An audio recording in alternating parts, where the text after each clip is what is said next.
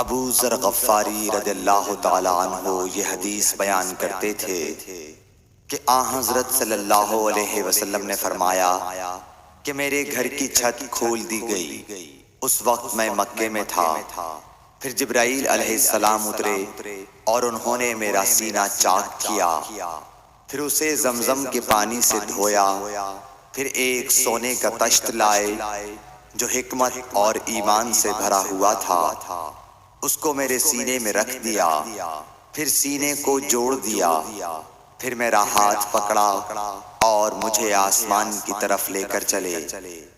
جب میں پہلے آسمان پر پہنچا تو جبرائیل علیہ السلام نے آسمان کے داروغہ سے کہا کھولو۔ اس نے پوچھا آپ کون ہیں؟ جواب دیا کہ جبرائیل۔ پھر انہوں نے پوچھا کیا آپ کے ساتھ کوئی اور بھی ہے؟ جواب دیا ہاں، میرے ساتھ محمد صلی اللہ علیہ وسلم ہے۔ انہوں نے پوچھا کہ کیا ان کے بلانے کے لیے آپ کو بھیجا گیا تھا؟ کہا جی ہاں۔ پھر جب انہوں نے دروازہ کھولا تو ہم پہلے آسمان پر چڑھ گئے۔ وہاں ہم نے ایک شخص کو بیٹھے ہوئے دیکھا۔ ان کے داہنی طرف کچھ لوگوں کے جھنڈ تھے اور کچھ جھنڈ بائیں طرف تھے۔ جب وہ اپنی داہنی طرف دیکھتے تو مسکراتے اور جب بائیں طرف نظر کرتے تو روتے۔ انہوں نے مجھے دیکھ کر فرمایا آؤ اچھے آئے ہو، صالح نبی اور صالح بیٹے۔ میں نے جبرائیل علیہ السلام سے پوچھا یہ کون ہیں؟ انہوں نے کہا کہ یہ آدم علیہ السلام ہیں، اور ان کے دائیں بائیں جو جھنڈ ہیں یہ ان کے بیٹوں کی روحیں ہیں۔ جو جھنڈ دائیں طرف ہیں وہ جنتی ہیں اور بائیں طرف کے جھنڈ دوزخی روحیں ہیں۔ اس لیے جب وہ اپنے دائیں طرف دیکھتے ہیں تو خوشی سے مسکراتے ہیں، اور جب بائیں طرف دیکھتے ہیں تو رنج سے روتے ہیں۔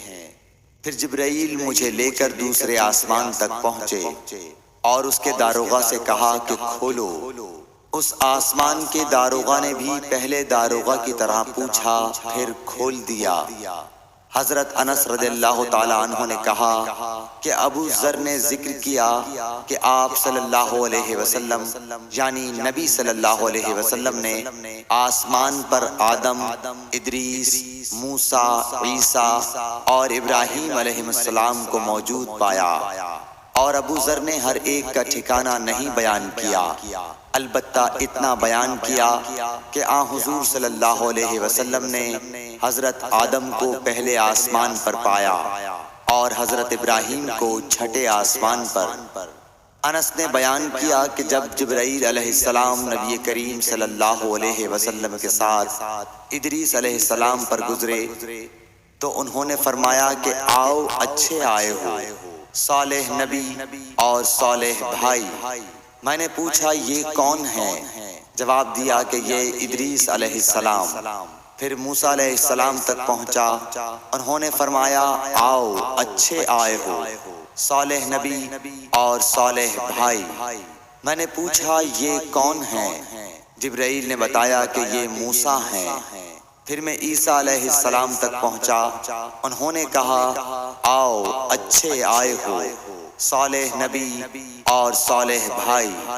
میں نے پوچھا یہ کون ہیں؟ جبرائیل علیہ السلام نے بتایا کہ یہ عیسیٰ ہیں۔